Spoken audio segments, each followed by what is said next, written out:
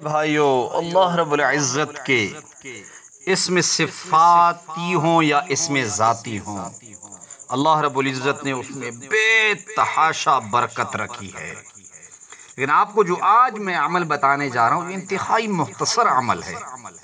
अगर इस एक नाम को आप बिस्तर पर पढ़ते हुए सो जाए तो फरिश्ते, जो शख्स इस अमल को इस तरीके से करेगा कि रात को सोते वक्त अपना मुंह जो है वो किबले की तरफ करे, बावुज़ू होकर सो जाए और सोने से पहले अल्लाह रब्बुल इज़्ज़त का ये एक नाम, कौन सा नाम?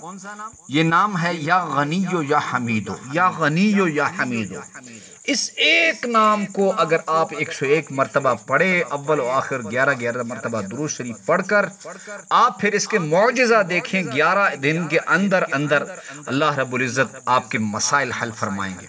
पहले 3 दिन के अंदर आप 3 दिन तक ऐसे पढ़े। अगर आपका मसला हल ना हो फिर 7 दिन तक, अगर 7 दिन तक भी आपका मसला हल ना हो तो 11 दिन तक पढ़े। इंशाअल्लाह रब्बे ज़ुल जलाल की इस बरकत, इसमें ग्रामी की बरकत से अल्लाह रब्बुल इज़्ज़त आपके सारे मसाइल हल फरमाएंगे। और ये इंतहाई बरकत वाला अमल है।